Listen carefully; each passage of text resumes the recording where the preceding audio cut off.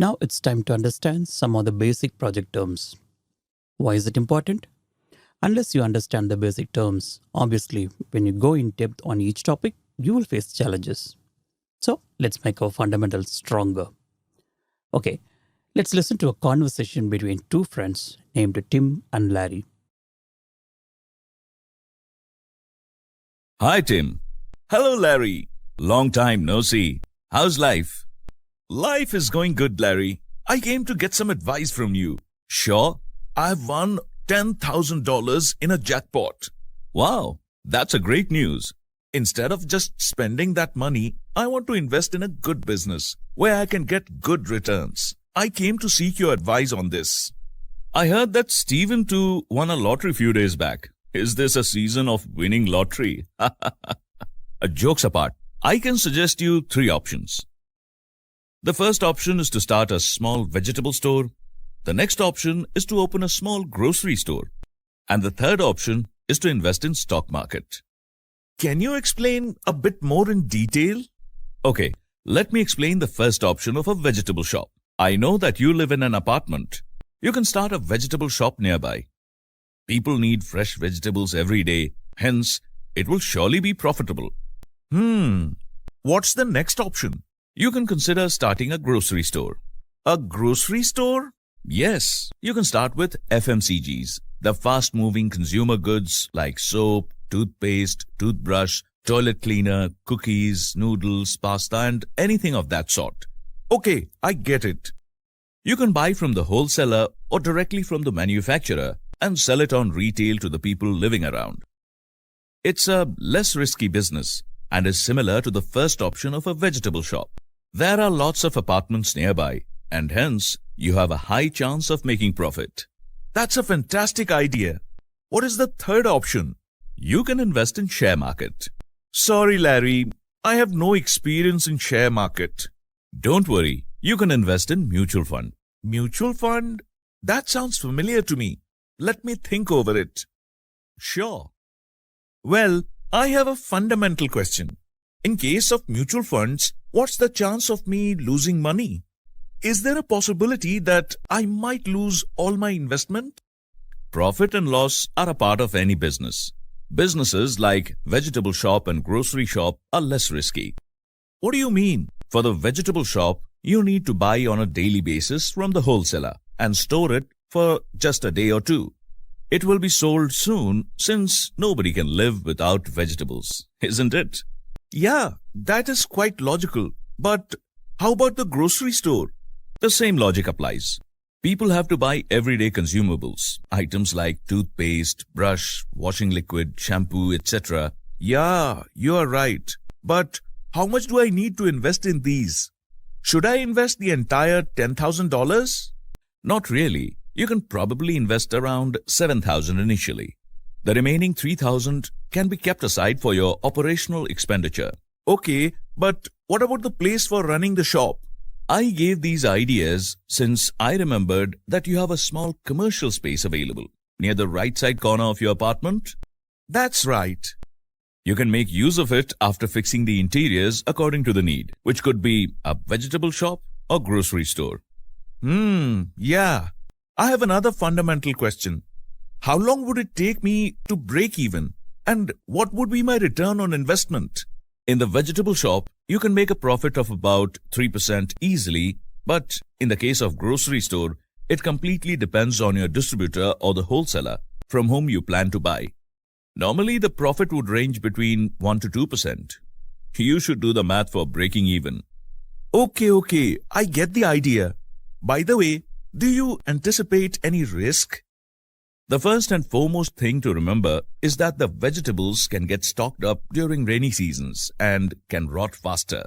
But you will not face this risk in the grocery shop, since most of the items have a higher shelf life.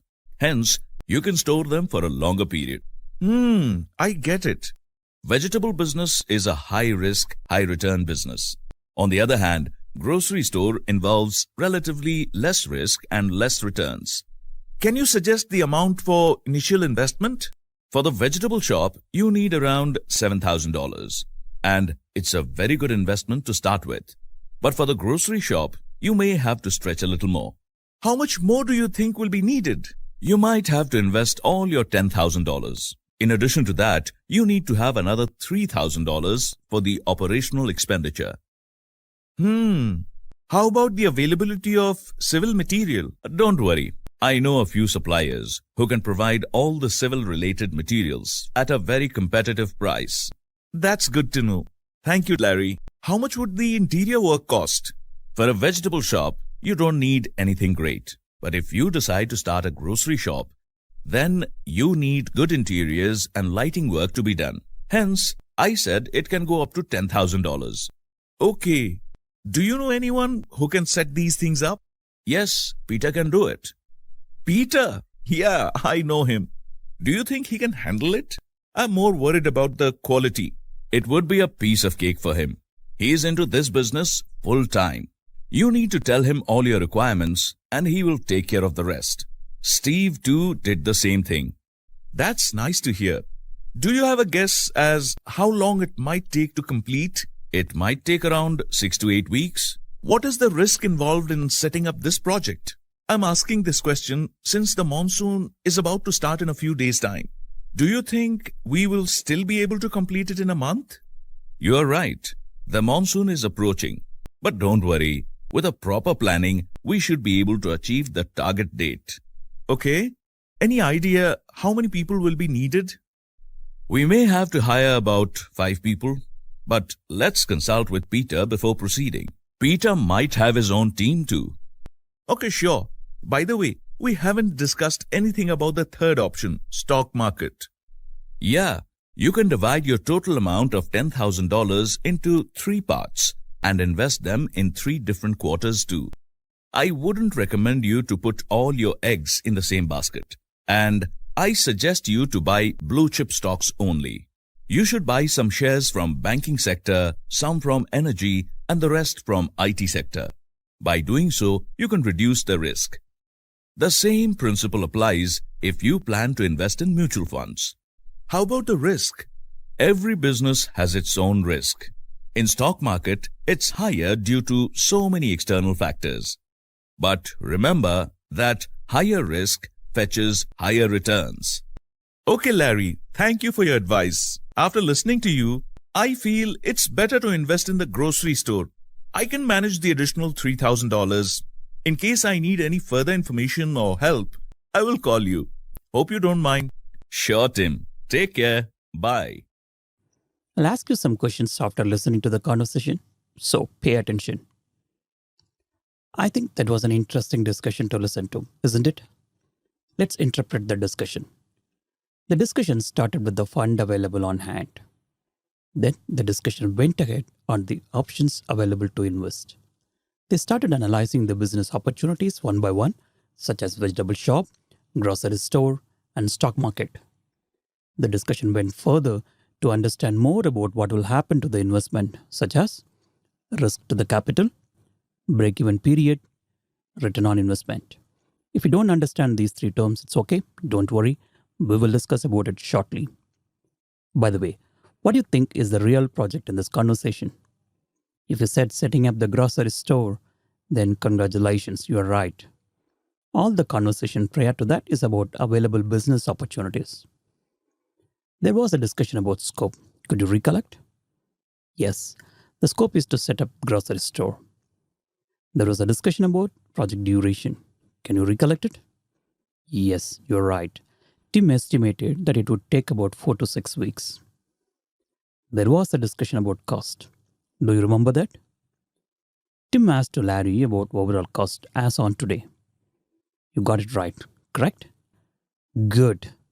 They were discussing about $7,000 for vegetable shop and $10,000 for grocery store. There was a discussion about resources. Could you guess it? I know you figured it out. They were discussing that 5 people will be needed for the project. There was a discussion about quality too. When was it? When Tim advised to hand over the interior work to Peter, who was an expert in doing the interior work. Larry was worried about the quality, so he asked the question whether Peter can do a good quality job. And do you recollect the discussion about risk? They discussed about monsoon time, which might delay the project. Finally, there was the discussion about procurement. I know you got it. Tim advised to buy the material from someone who he knows already, where Larry can get the material for a competitive price. All right, now let's dig into further details. First, the business options. At the beginning, those two friends were having a discussion about the business opportunities. It doesn't mean that the project is initiated. They were only exploring, for the fund available, what sort of business opportunities exist. Now, let's spend some more time to understand various project roles from the conversation. Who's Tim and who's Larry? If you recollect, the whole discussion is about bringing revenue to Larry, right? If you look from organization perspective, it's about where to invest so that the organization will get revenue and of course profit. So they are more of senior management people. Of course, in that conversation, only two people were involved, but in an organization, there could be multiple. So it's Larry along with Tim who were exploring the business opportunities or the senior management people. Generally, in most of the organization, there will be multiple departments. Everyone has their own priority. New business opportunities and new initiatives can come from any department. But it's not necessary that every initiative will turn into a project because almost every initiative needs investments. When I say investment, not only cost, but also resources and time. So it's very important for the organization to choose the right initiative that gives maximum benefit to the organization. Every organization has a vision, mission, long-term goal. They are driven by the strategies. Unless the initiatives are linked with the strategic goal of the organization, it's highly likely that those initiatives will not be approved. Every initiative should bring benefit to the organization either directly or indirectly. The right initiatives that benefits to the organization will in turn become a project. Many discussion about initiatives happen outside the project boundaries, just like Tim and Larry's conversation. Most of the organizations have a formal process to review and analyze the potential initiatives and select the best one which is strategically aligned. The formal selection process may be driven by the project selection committee, PMO, or steering committee. These committees will evaluate the potential projects from perspectives such as: do we as an organization have the capability to do the project? Do we have enough resource available? Again, when I say resource, it's not just about the fund available, but also people, machineries, knowledge, etc. And very importantly, whether the initiatives will bring in benefit or profit to the organization. A few minutes back, we discussed that all the projects must be aligned to the organization strategy. So, the project selection committee pays a special attention to ensure that the selected project is in line with the organization's strategy. Just remember, in most of the cases, senior management are the people who identify the project manager. Just like in the conversation where Peter was identified as a project manager by Tim and Larry. The project selection committee or the senior management analyzes all the project opportunities before making investment in a project. They try to get every single detail possible, including overall investment required. All this collected information gets documented into one or multiple documents. They are called business documents. We discuss about business document more in detail shortly. So, going back to the conversation, here, Peter is the project manager. Many times, the project manager may not know the project background information, especially the reason, why this project is selected, why not something else. This information not known to the project manager often. But it would be a great advantage if the project manager knows why this project is selected among other projects. Even though the project manager may not be part of the project selection process, but at least you should know why this business decision was made. Of course, all this business information will be available in business documents, so the project manager must read all the business documents before he takes up the project. These information will be greatly helpful when making business decision or during the project gate. Okay, what is project gate? In simple words, this is the point where the next step about the project is decided. Let's say Larry's project is initiated. Work started. Some portion of the work did not go at the expected speed. Monsoon is approaching. Peter suggests to deploy more people for the next phase of the project. Of course, adding more people into the project will have cost impact.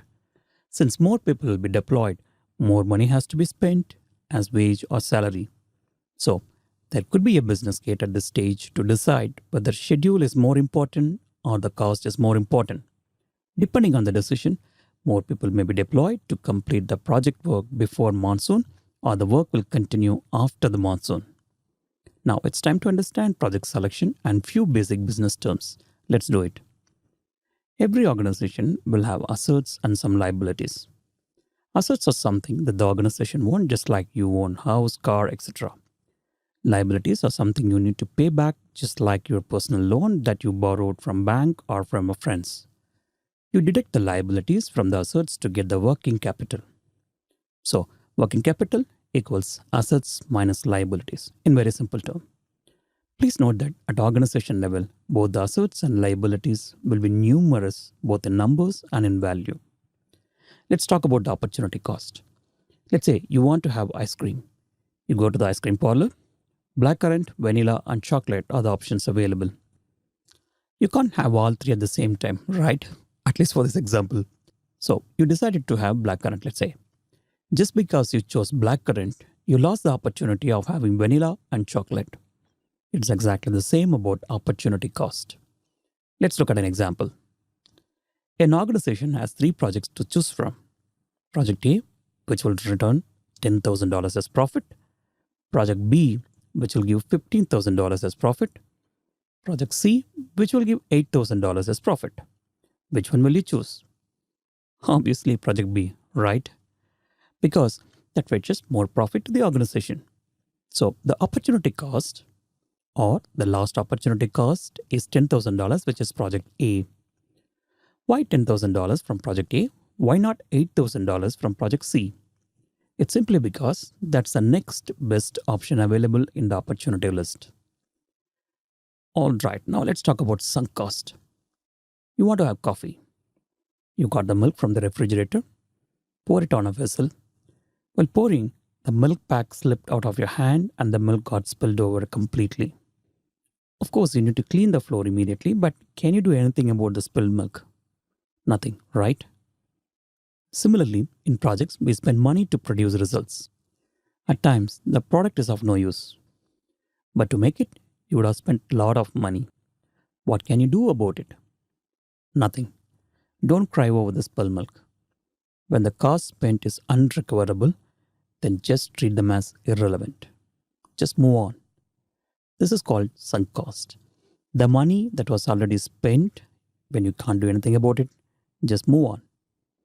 Alright, now a scenario and a question to you. One electrician can fix 100 electrical points in a day. Can 2 electricians fix 200 electrical points in a day? Not really. This law states that after certain points, adding more people, in this example electrician, will not produce a direct proportionate increase in productivity. Here we are talking about number of electrical points. A single electrician may fix 100 electrical points in a day.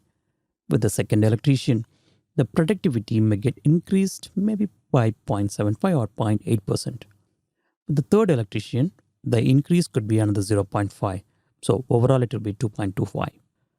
This disparity could be due to many factors, such as additional coordination is required as more people are added into the project, coordination among themselves, etc. This is called law of diminishing return. Alright, now let's talk about the next concept. Do you have a two-wheeler or a car? The value of it when you bought and what is the value of it now? How about your mobile phone? The value got reduced, right? This reduction in value is called as depreciation. The value of every other product in the world gets depreciated over a period except very few products like gold, wine, etc. In organization, large assets like machineries, equipments lose their value over a period of time. Accounting standards call them as depreciation. There are multiple methods available to calculate the depreciation. There may be questions in the sample examination on how to calculate those, so let's do it together. First, straight line depreciation. This is the most simplest one. A same amount of depreciation is taken as depreciation value every year. Let's do a simple math for a $100 item with 5 years of useful life. Depreciation value is 20% a year. 20% of $1,000 is $200. So the value of item after first year is $800. In the second year, another $200 gets reduced, so it becomes $600. By the end of fifth year, the value becomes zero. The zero value is called as no salvage value. That is, the value of the item at the end of life. Accelerated depreciation. In an accelerated depreciation, the value of depreciation is faster than the straight line depreciation. Let's look at an example. A $1,000 item with a 10-year useful life and no salvage value would be depreciated at $180 for the first year, $150 the second year, and $130 in the third, and so on. In the examination, you will not be asked to do any calculation, so don't worry about how these numbers were arrived, but just remember that there is something called accelerated depreciation, which is faster than straight line depreciation. In accelerated depreciation, there are two types. First one is double declining balance, and the second one is sum of year digits. Okay, let's look at the next important topic called economic value added, EVA. Let's see an example. You have $100. You invested in a business. You got $6 as profit. Do you think you made a good investment? 6% investment is not at all bad. Let me add another point here. If you invested the same money in a bank, you would have got the same 6% of interest. Now what do you think? To get 6% of return, you sweat a lot in business. But if the same money is invested in the bank, without any effort, you could have got the same 6% as return. So it may not be a good idea to invest in a business where the return is same as the bank interest unless you have some special reason. This EVA is an estimate of economic profit in a business that calculates the profit over and above the capital invested. We covered the basics. Now it's time to discuss about project selection. By listening to Tim and Larry's discussion, we got a rough idea how projects are selected in an organization. Let's get into more details now.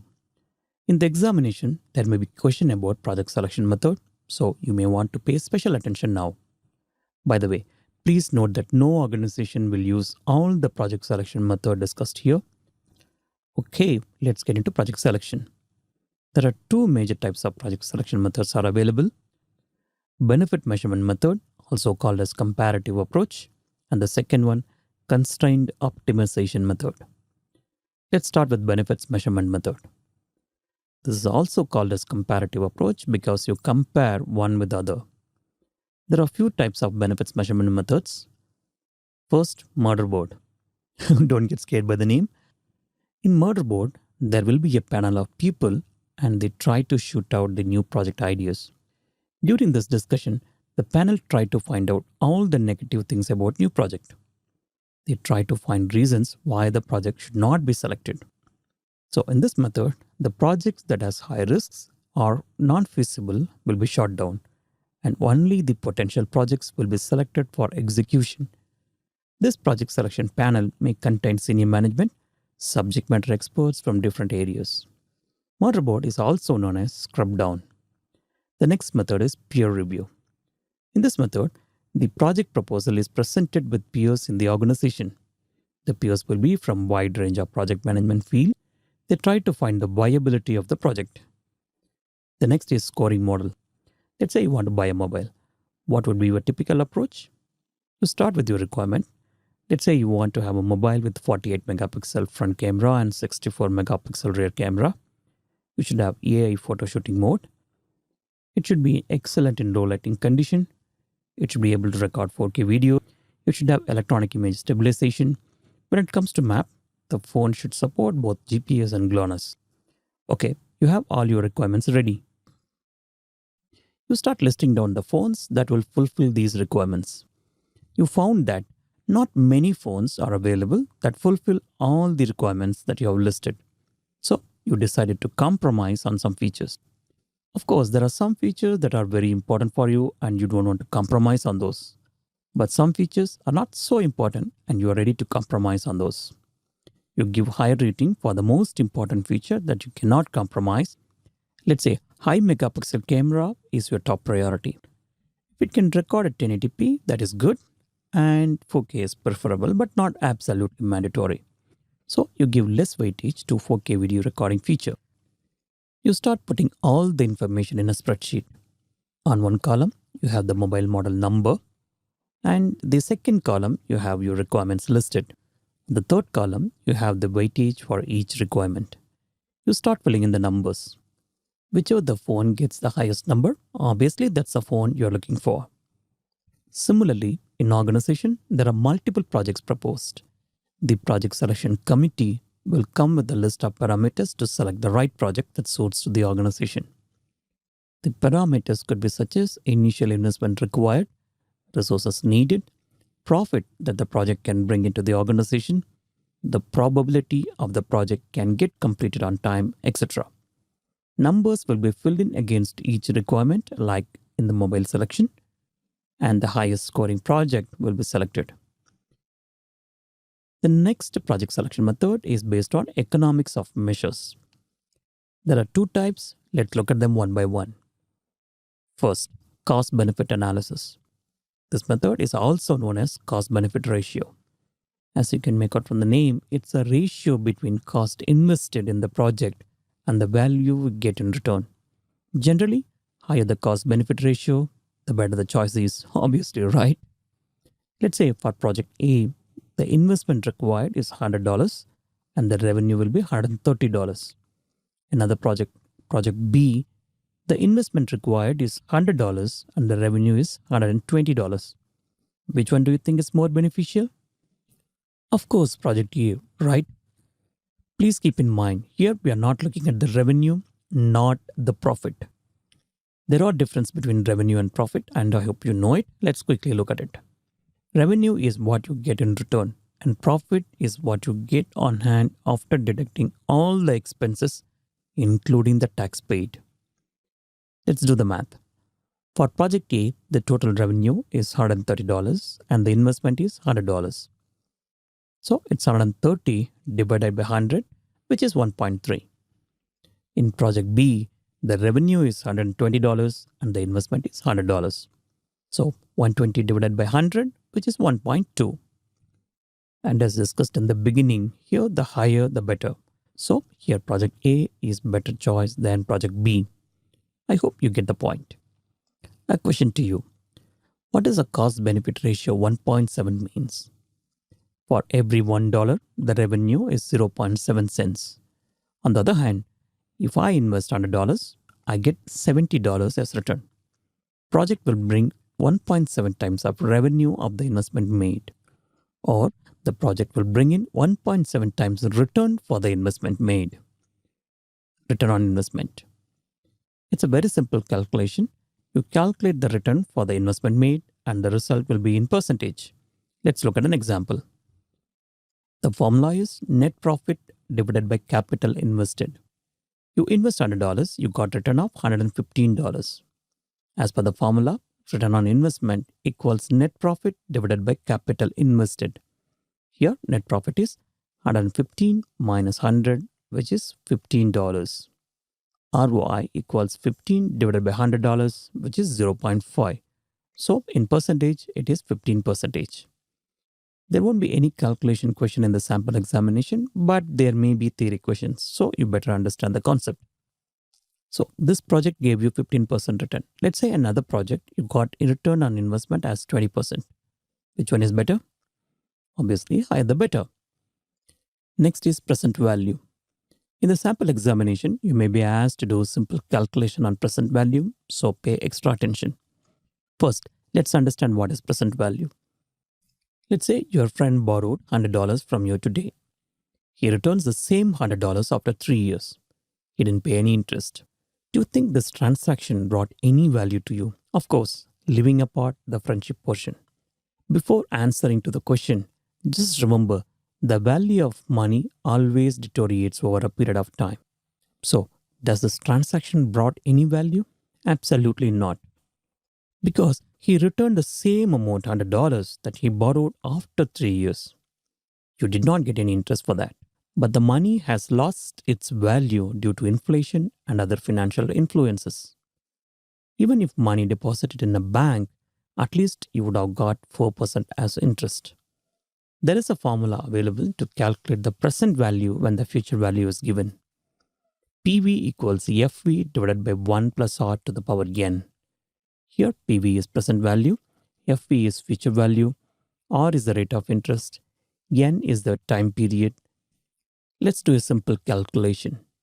What is the present value of $100 3 years from now at 5% interest rate? PV equals 100 divided by 1 plus 0.05 to the power 3. Here it's 0.05 because you converted the 5% into fraction. So you can use a calculator to solve it and the value will be $86.38. So the value of money always deteriorates. You can say present value as a bird in the hand is worth 2 in the bush. Alright, the next one is discounted cash flow. There won't be any direct questions related to discounted cash flow in the sample examination, but just aware that discounted cash flow is a subset of present value. Let's look at the next one, net present value. Calculating the net present value is not an easy calculation as like the present value, but the good news is you don't have to do any calculation in the sample examination. But just remember that you need to always select the greater NPV. Let's look at an example. A project would take 3 months to complete and the net present value is $10,000. Another project will take 2 years to complete and the net present value is $8,000. Which one is better? Are you wondering what is the need of this 2 years in this calculation? Just to confuse you, the project duration is given. You can ignore that information. Like in this example, in the sample examination, there may be questions with additional information which are not relevant. And you should be smart enough to ignore those information. Okay, coming back to this example. Which one do you select? What is the rule when it comes to NPV? Select the greater one. Here, the project with the NPV $10,000 is the greater one and you need to select that. Our next topic is internal rate of return. Just like in the net present value, calculating the internal rate of return is not an easy thing to do. So, in the sample examination, there won't be any questions. But there will be theory questions about internal rate of return. Let's look at it. Just like the previous net present value, always select the greater one. You can remember, rate of return is like the investment that you made in a bank. Let's say bank A gives you 4% return and bank B gives you 6% return. Which one will you choose? Obviously, bank B because of higher rate of return. Similarly, organizations will invest in a project which has higher internal rate of return. Let's talk about the payback period. I'm sure most of you know what is payback period is. Let's say you have $10,000 in your hand. If you invest in project A, you will get all your invested money in 2 years. There is another project, project B. If you invest in that, you will get money back within 5 years. Which one will you choose? Obvious, it's project A, right? But why? Because you get the investment back in a shorter span of time. The same logic applies when it comes to the organization. Organizations invest their money in project which has a shorter payback period. Okay, so far among the topics discussed, I think payback period is the only thing where shorter is better. Alright, the next project selection method is constrained optimization method. There are a few types in it. Just know the names. You won't be asked to do any calculation or any kind of details in the sample examination. They are linear programming, integer programming, dynamic programming, and multi-object programming. Alright, now let's understand the project flow. Alright, next let's talk about stakeholders. Who are stakeholders? Stakeholders can be an individual or a group of people or an organization who are affected positively or negatively, directly or indirectly by the outcome of the project. They can be internal or external to the organization. Yeah, that was a long definition, but the meaning is quite straightforward, no confusion. But please note down the keyword by the outcome of the project. Yes, stakeholders are the one who get affected by the outcome of the project. Okay, that case, is the customer a stakeholder or not? If you do a search in the internet, there are a lot of discussion going on. Some say they are, some say they are not. The definition says the stakeholders could be an individual or a group or organization that are positively or negatively, directly or indirectly impacted by the outcome of the project. Does the customer get affected by the outcome of the project? Let's take an example. Of course, our construction example. After constructing the villa and the apartment, you hand it over to the customer. Is it going to affect them directly or indirectly, positively or negatively? For sure, yes. So, customers are stakeholders. In fact, in many service oriented projects, they are the one who gives the input into the project because their interest is getting affected directly. So, when you identify the customer, do not forget the fact that the stakeholders can be internal or external. And when I say external, it includes the customer client as well. All right, let's do an exercise on stakeholders. You plan to build a new residential community at the location next to the town. Who are the stakeholders in this project? Let's recollect the definition. Stakeholders are the individuals or a group or an organization. Who would be the individuals here? I know you have a number of questions now. Should I list down primary or secondary or tertiary stakeholders? In other words, is the kitten or puppies or the alligators or the tigers? Should I list internal or external? The answer to all this question is don't worry too much. Just list them as it comes to your mind. Keep it at a high level, that's okay still. Let's start with the external. Focus on individuals, the individual buyers, people who buy the house. They're both customer and stakeholders. Who could be the group? The group of people within the community. The people live in nearby area. The investor who invested in the project. Obviously, if the project is successful, then they get more profit. Who could be the organization? Let's say the people who buy the house want to do additional interior work which is not covered in the standard package. So the organization who does the interior work is also a stakeholders. So far, we looked at the stakeholders who get directly positively impacted by the project. How about indirectly and positively affected by the project? We can start with the nearby shop. Nearby shops because once the residents are in, the need for grocery, vegetable, fruits, flowers, and so on and so forth will get increased. So all the close by shops will get direct positive impact because their sales will go high. Also, the internet service providers, healthcare centers, and schools are also positively affected, so they also become stakeholders. Local authorities. The government authorities, such as the town planning, regulatory authorities, will be your stakeholders. The town planning team need to plan for roads and sewage system.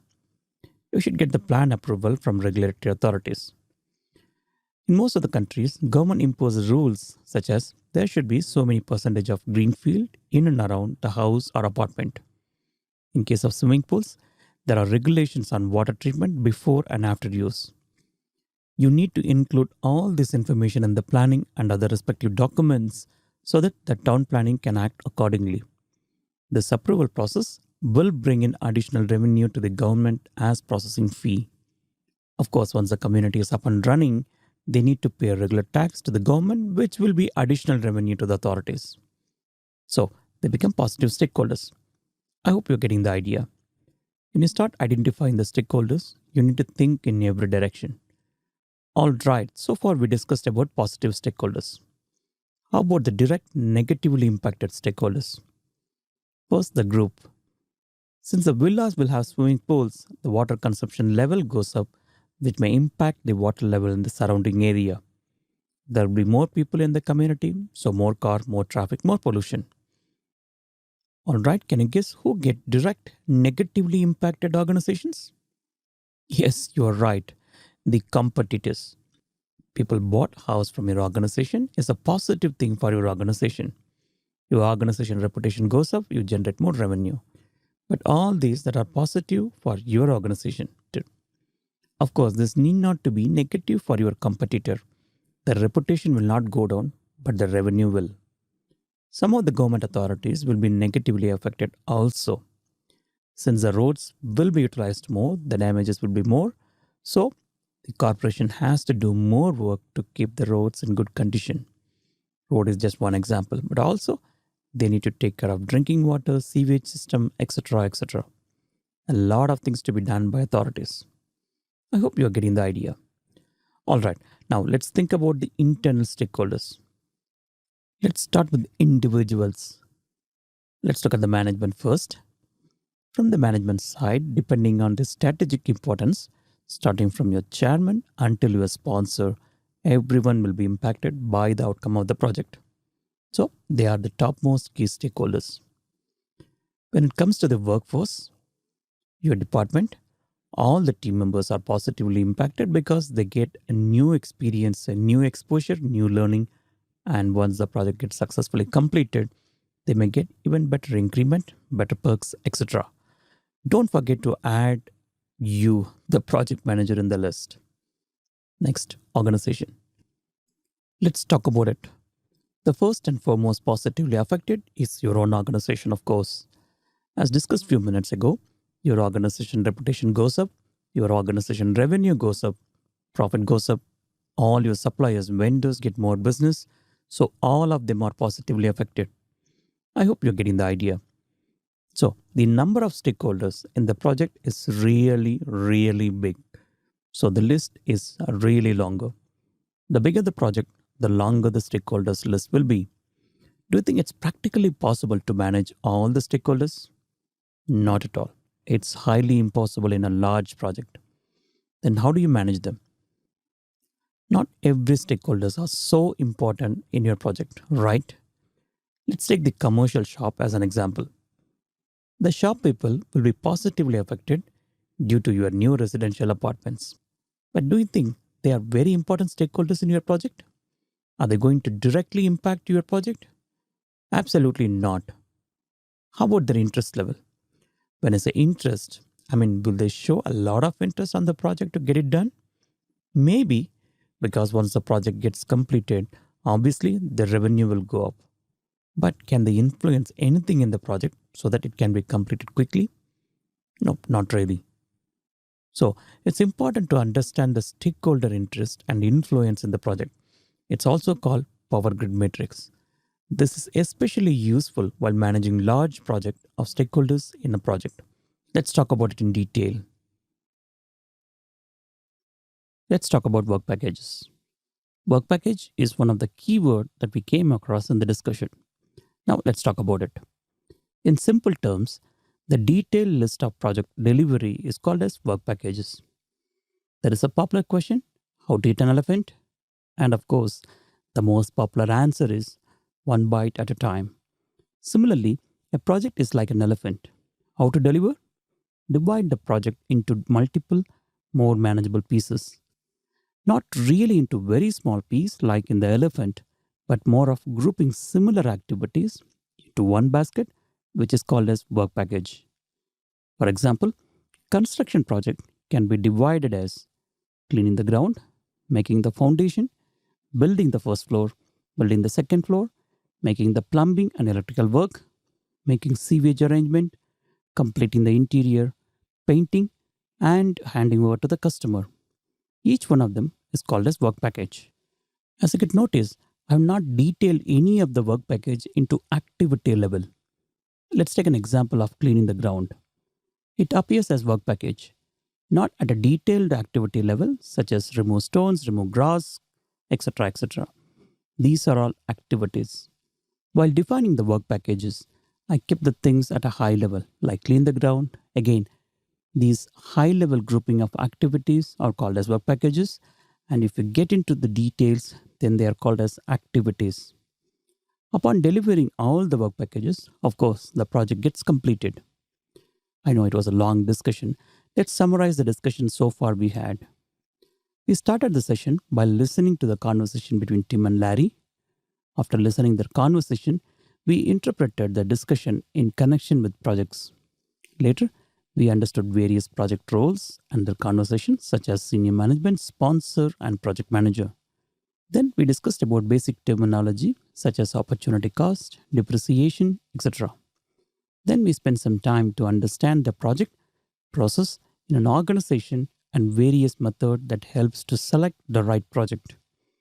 Later, we had a discussion on understanding the project flow in an organization.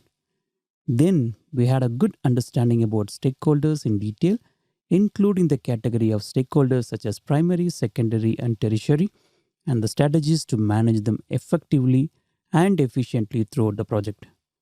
And at the end, we had a discussion about what is work package, which is nothing but group of activities to be carried out to deliver a project.